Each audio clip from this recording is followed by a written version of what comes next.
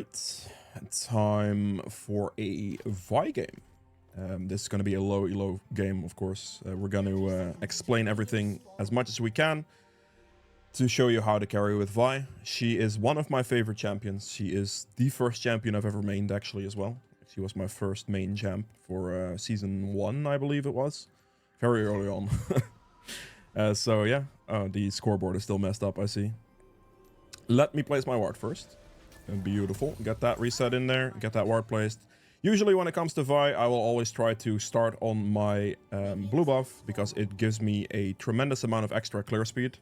What is this team comp? That's going to be a Seraphine support with teleport? Okay.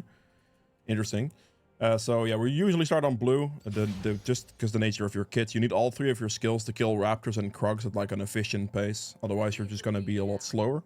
Now, can you be a lot slower? Absolutely you can. If there is just a clear situation where you'd absolutely want to gank like top lane in this games here, you can just start on red and clear up. You're going to be a bit slower, but obviously you're going to be in line for the lane you want to gank, which is something you should have to consider. But if you're just not sure, or if you just want to default to something, then absolutely just start blue on Vi. It gives you the best clear speed you can get. You're going to lose a bit of HP initially, and then here use your E as an auto attack reset, but also don't use it too often. You have to wait for your blast shield to come off cooldown before you use it again. So there you go. We just use it now as the blast shield is off cooldown now. And this way we can use it as an extra auto attack reset. Do not waste more casts on it because you want to save yourself the HP essentially. Don't spam it too often. You're going to get very low on health and it's just not going to be too good for you, especially if you get like invaded or something like that. The matchup I'm currently in specifically isn't very good for me because he has his dodge and I'm a fairly auto attack based champion. So I do have to respect that. Obviously at the end, if the camp is about to die to your E, just use it. Don't hold it, obviously. Just get that damage in there and walk away. Kill the camp. But for the most part, you'll be fine. As soon as you hit level 3 though, you'd have to worry, like you don't have to worry about it whatsoever. Because you have plenty of skills to keep up a blast shield and just use it for damage. It's more so about that, like that early phase there, where you want to get that done to be able to survive like the first 3 levels a lot more effectively. And I'm practically full HP now. I'm not going to lose any health anymore, really. So not too bad.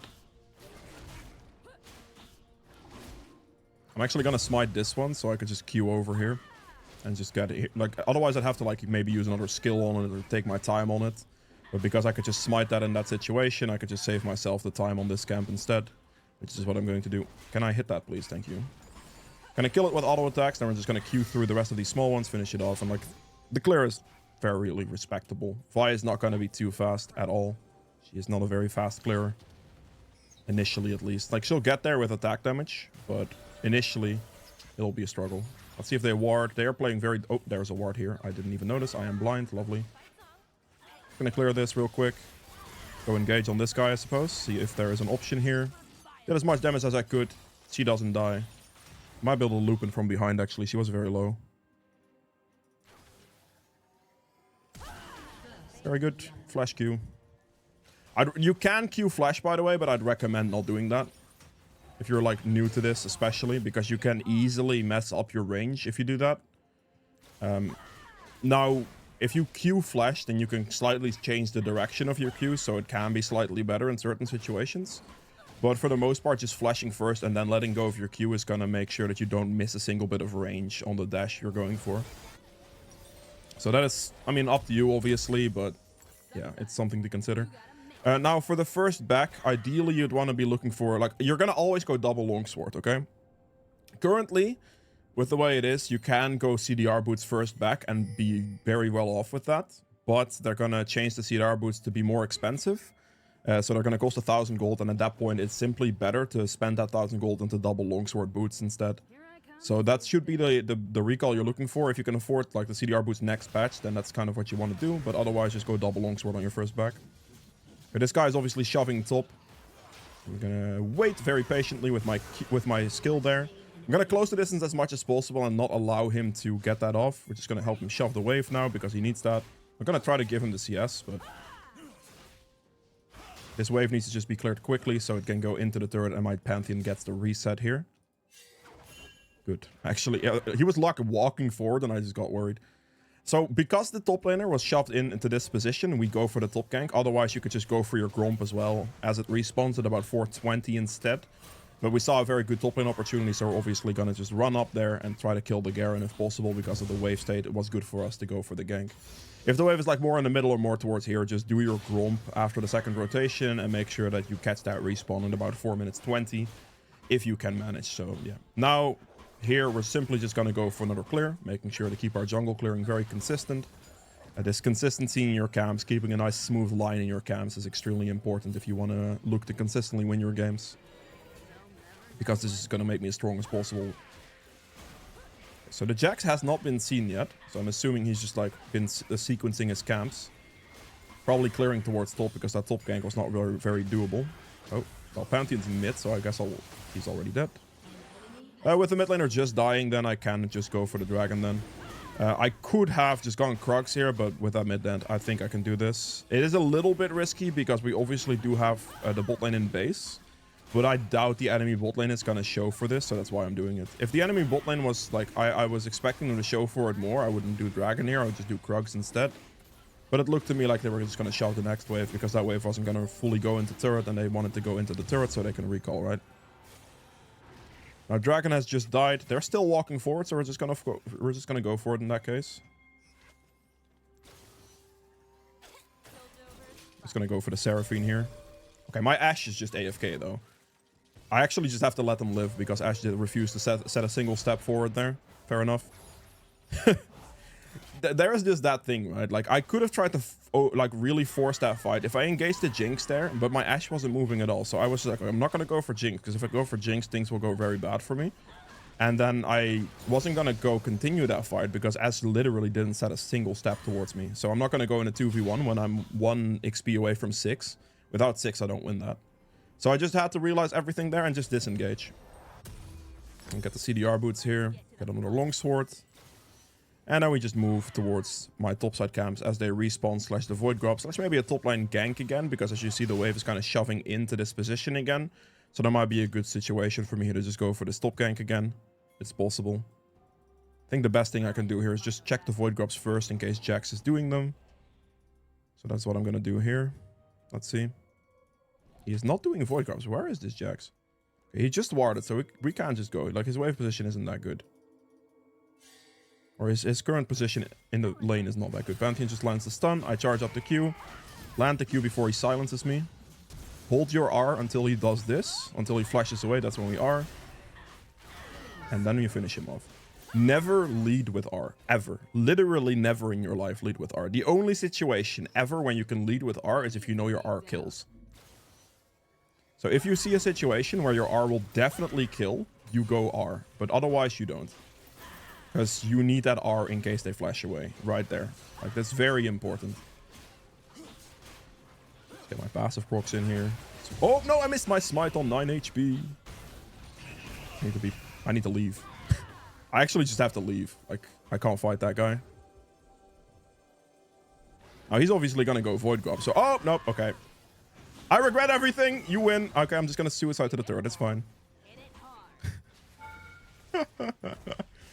It's okay. Don't worry about it.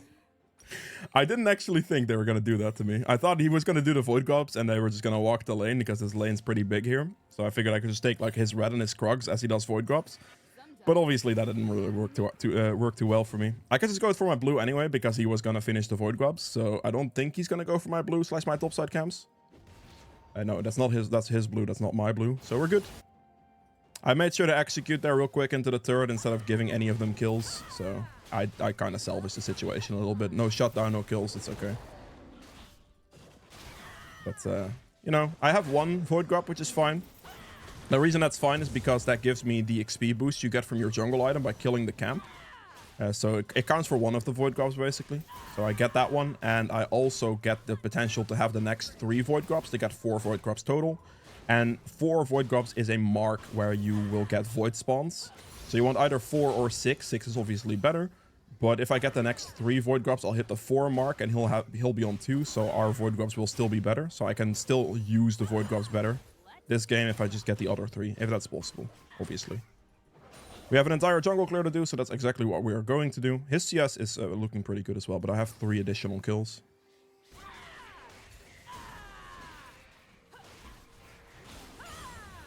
I can gank mid lane here, actually. I might do this. If he can get rid of the spell shield, it's good. Wait, obviously, again, we're not ulting until he flashes. Until I need to actually ult, you know what I mean? Good job. I need Ahri to get rid of the spell shield and just get engaged on by Malzahar, and then we just clean it up nicely. It's free. Finish the rest of our camps here.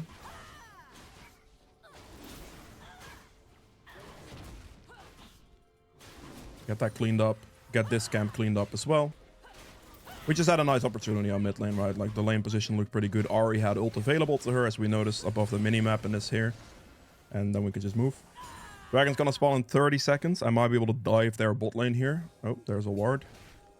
Looks like my support's not clearing any vision. She doesn't have a sweeping trinket either. Auto attack reset. Damn it. I can't clear the rest of that ward, sadly. Oh, okay. Let me go get this control ward. Enemy support has some very good vision. If that was like an Ashe ult, we could do something, but no Ashe ult, so. Let's check the scuttle first. And then as we kill this, I can actually smite that. I have an extra one. I should be able to dragon here, I think, because I should have the bot prio for this. I would, like, if the bot lane was like here, I'd gank instead of doing dragon, but this should be okay. Obviously, we cannot finish the dragon here. We're just gonna go for this guy, for this Seraphine here. We ult. I think I might be super dead here. I have to leave. This kind of sucks. They did not do any damage. Just gonna reset here. Okay, fair enough. Enemy team wins that fight. My team is a lot weaker than I was expecting them to be honest.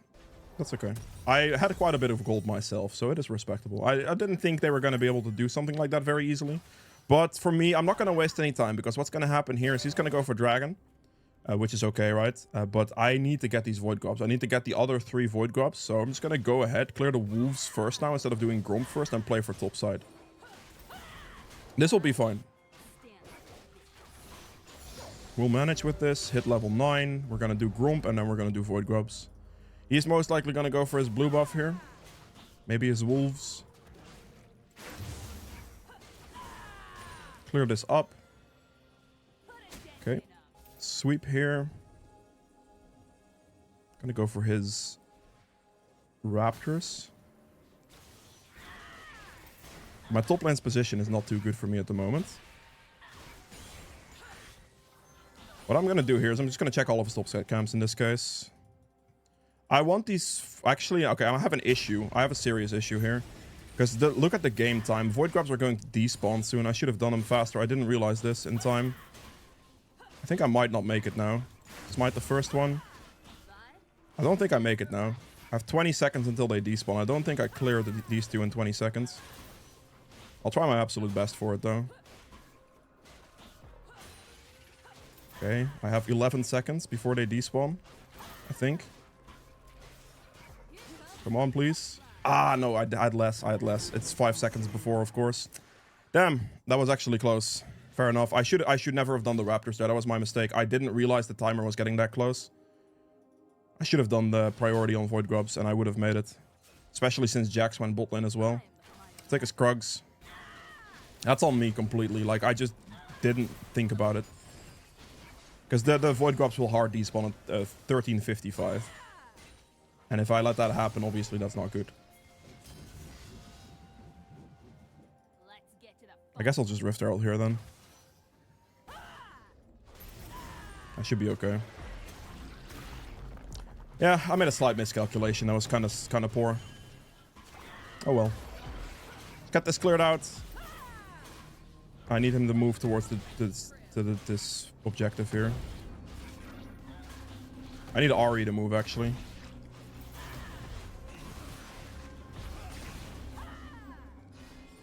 This is not good. Ahri's late. We can wait, though. That's good. Ult. In that situation, I do ult because it allows me to hit both of them at the same time. I'm gonna smite and kill him. If my... Like, I will generally always try to hold ult until I can, in team fights, or like either chase someone if they flash away from me, right? That's one. Gonna go over the wall here. Very good. I also was able to get turret aggro there, which is also very good. I don't really want to herald this turret right now. I mean, I could, but we're gonna get it anyway, so it's kind of a waste of a herald, and I'd rather at that point use the herald on one of these side turrets because they're worth 700 gold. So for the push, like for the next push, it's gonna be better if I just simply wait. It's gonna take a reset here, get the Baron recall. Right, Cleaver next.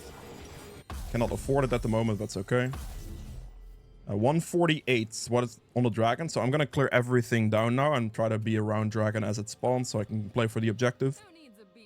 I have to keep in mind to have one smite ready for that as well.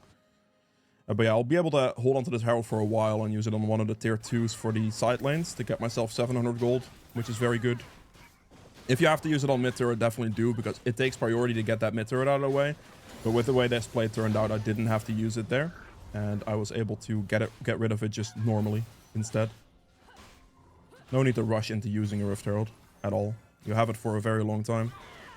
Plus now, if it happens to time out, it'll automatically spawn as well. Like, it's not going to disappear on you, which is also a nice thing. So if you're like mid-fight, Rift Herald will just spawn.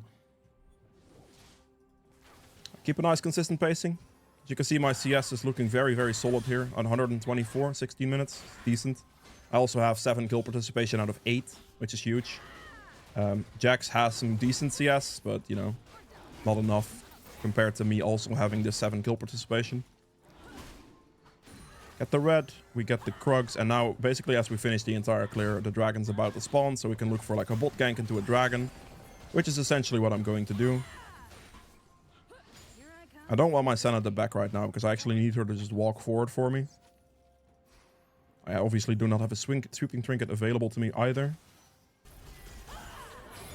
Okay, it should be okay for me to just not ult. And now we ult this guy on the back, knock that guy in. Wait, I canceled an auto attack there. Whoops. That was a mistake.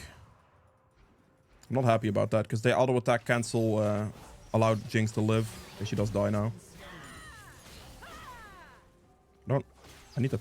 Okay, Ashe is literally not even going for it. Okay, in this situation, it's actually best for me to just hit the bot turret down. Okay, now my team is absolutely forcing this dragon, which I don't really want to go for, but I don't have a choice. In this situation, I just had a free reign of that bot turret, and now this is obviously slightly worse. I have to go for the Jax here. If my team goes for it, I have no choice but to go for it myself. Finish him off. And then we just finish the dragon off as well. It is what it is, really. Oh, that's bad. It's gonna reset, it's okay. Don't have to rush into things. Can't disrespect that anymore. I actually didn't think that was gonna be too plausible because my bot lane was very weak and I just couldn't... Oh, wait, actually they're trolling. I'll take a dragon, thank you. In the back of the pit here. We wait patiently, don't get hit by the silence, and we go back over. Ability haste. Sit down. That's why you never finish the dragon without your jungler. Not very smart. He should have just let that reset. We take those though. Alright, Black Cleaver, and now we're just gonna look for Death's Dance and Maw, basically. They're more so magic damage. Jax has a lot of magic damage as well, like a good amount, so we're gonna go magic resist first in this game. Whichever one you go first highly depends on the enemy team, obviously. If you need the magic resist more than you need the armor, you're obviously going to go Maw first. If the if the other thing is the situation where you need the armor more, just go Death's Dance first. Death's Dance is also getting buffed next patch as well, so it's going to be even better in this situation. But yeah, in this case, I need the magic resist, so we're going to go Maw first. Very simple. The build's very linear. It's the only like thing you really have to think about is that little thing there. Is what you go first, like Maw or Death's Dance first. If you do not need magic resist or armor in a game, then obviously that is slightly different. Then you can just build like an extra other item instead. Usually I end up going Sterax at that point. But it can be pretty much anything, really. My Rift Herald's going to disappear soon, but you're going to see I'm in the middle of the fight, so it doesn't really matter. It's going to spawn. I'm just not going to click it. It will spawn. At least it should. Alright, up here, Rift Herald. Show yourself. There it is. See, I never clicked it, but it's spawned regardless. So, I'm gonna just dash this nicely into the turret. That's why I don't really have to worry about it too much. It'll spawn. I kind of hope that I can just No, you're gonna ruin it. He's not gonna use that correctly. Why did he ever click that, man? Ult him, CC lock him properly so he can't ult me in return, and he just... Oh, wait, that's it. I didn't even see him, man. Ah, right. You are annoying, I see. Dead anyway. We're good. Yeah, he kind of ruined the Rift Herald there for the bounce into this turret, but what can I do? I have to leave this way, actually. I couldn't run any other direction. Obviously, my HP is too low to consider any type of fight in this situation. But we know his topside camps are up, so we're just going to quickly take everything. I genuinely didn't see that, Jax. I guess he almost got away with it. I'm just going to take his topside camps here. Jax is still dead, so any camps I can take now are good. Team has red buff now. I'm actually going to straight up go for this mid turret here, obviously. I should be able to finish this before any issues. Very good.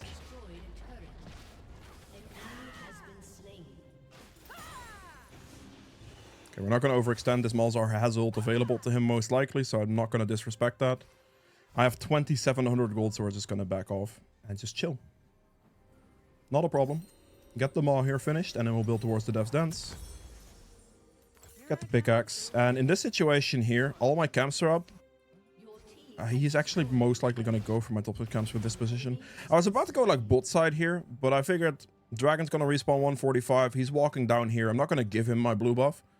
He might go for like a topside play. If he goes for Baron here, I'll be very surprised. I don't think he can do that. Actually, he does have a Malzahar, so I maybe should have to. Maybe I do have to check. I'll check. I'll not be too... Okay, he's just going mid. We're good. That means I could just finish my clamp clear here. Play for the Dragon spawn in 120. Keep that in mind the entire time here. The objective timers. So we have a nice clear all the way down, keeping our clearing consistent. XP income very good, very good. We're almost level 15 here.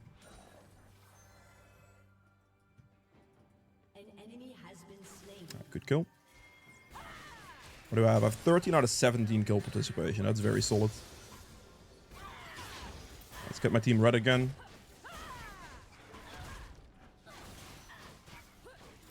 Okay, my team is playing pretty like aggressive. I don't really want to go Krugs and walk all the way away from them in this position. If they're gonna walk forward, I'd rather be there, if that makes sense. I cannot go into this because of Malzahar. Malzahar ult's gonna ruin me, so I have to respect it. I basically need my team to get Malzahar ulted for me, essentially.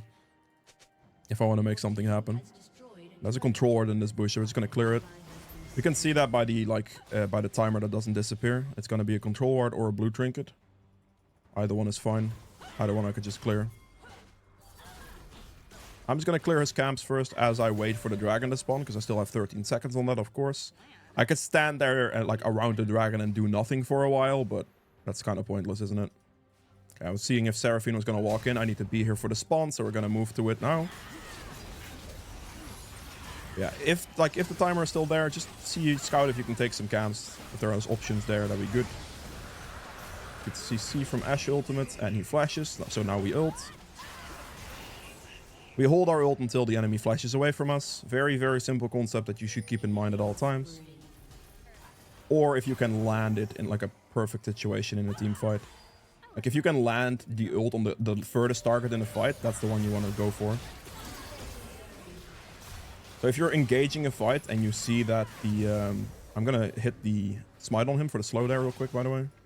I'm getting body blocked by my Pantheon a little there. I should be able to chase him, no problem. Just go for a full Q charge, since that does the most damage. Finish him off. So yeah, always, if like, let's say you engage with a Q on the target that stands here and then the rest of their backline is behind them, always try to ult the furthest target, because that means you ult through the entirety of the enemy team. Which knocks them to the side and does damage to them, so that makes it the most valuable thing you can do. Always try to look to land your ult on as many people as possible in team fights like that. So ult the furthest target, and a target that then also, you know, gets, like, the line hits the rest of the enemy team. That's ideally what you want. Just a good kill. Whoa.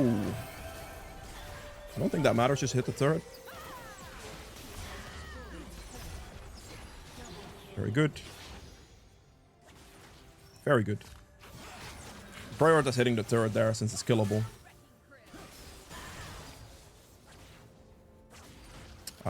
Jax is chasing top at the moment. That's a TP. That's actually not too good. And that guy just walked forward, so that's good burst. I cannot overextend because of Malzahar. I actually have to respect Malzahar at all times here, because if I dive and he ults me, and Ashe has no way of interrupting with an ult on cooldown, for example, there's nothing I can do. I will just get, like, Malzahar ult deleted on their turret, essentially, and that would be incredibly bad for me, of course. So I cannot disrespect too much, because I'm worth 1,000 gold shutdown. And I do not want to give that to the enemy team. We go Dev's Dance here. Perfect. And then, I mean, last item, you have some options, right? Okay, like one prime option would be a Guardian Angel, and that's usually the one I go for. Another good option is Warmogs as well. Usually what I do, though, is I go Guardian Angel here, and then I go Warmogs to sell my boots for, because Warmogs gives me the movement speed to be fine. And then Guardian Angel gives me that second life, which is actually very good, and it gives me a good amount of attack damage as well. And attack damage is one of the most valuable stats, or bonus attack damage is the most valuable stat I can have. For like a massive amount of damage output. Yeah, I'm very, very, very tanky. Because my blast shield gives me an extra 300 health on a very low cooldown. And obviously prioritize hitting the dragon here. Or the Baron, sorry. 1200 go for the smite. Jax is down here. Oh, that's my bad. Not gonna get stunned there because that would be pointless.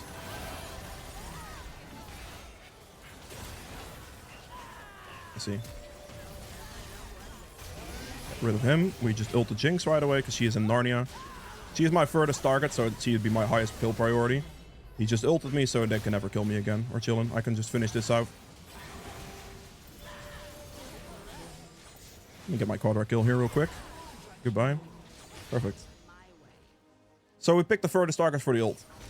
So the ranged champion cannot just keep hitting me and kiting me, etc. Furthest target is the one we go for. Ooh, he's gonna give me a pentakill. Wait, we're going for this. You can ult me all you like. That's not going to be enough.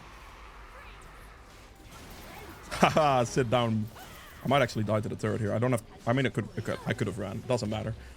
We take it. Oh, pentakill. Thank you, buddy. Thank you, thank you, thank you. Very good. I probably should have just, like, walked or flashed out of turret range, to be fair. There was no point in giving him the shutdown, but we take a pentakill. And the enemy team FFs. So yeah, Guardian Angel here, and then I sell my boots for a Warmogs, and we are absolutely chilling.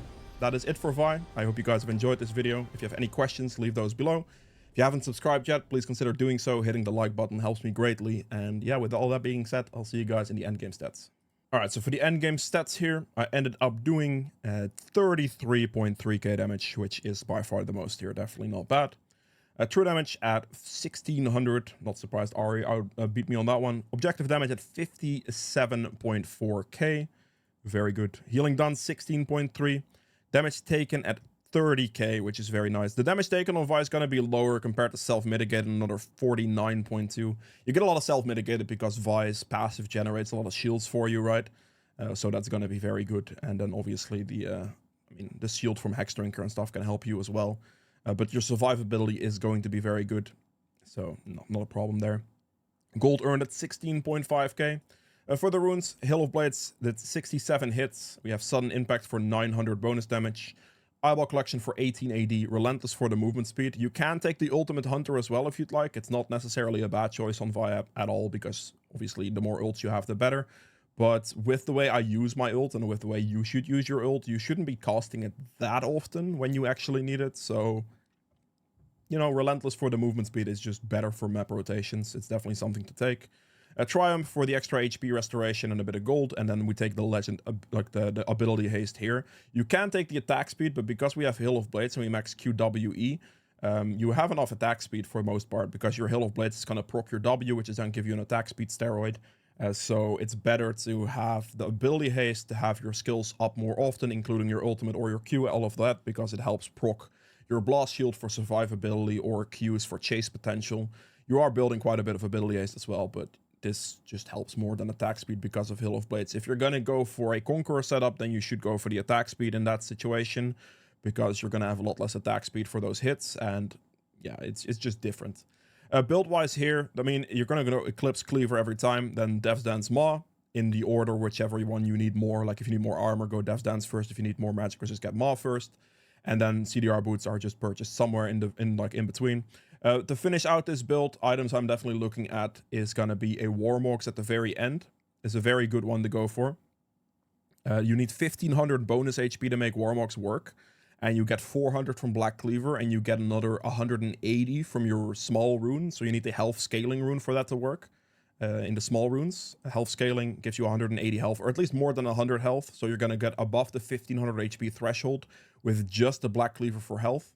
And then a Warmogs, so you can build damage for the rest of it. That's going to give you 1000 HP and a lot of survivability because you have resistances here, and so late game team fights, you're going to be incredibly tanky. You can go in and you can go out, and Warmogs heals you back to full, and you're absolutely chilling. So that would be it for that.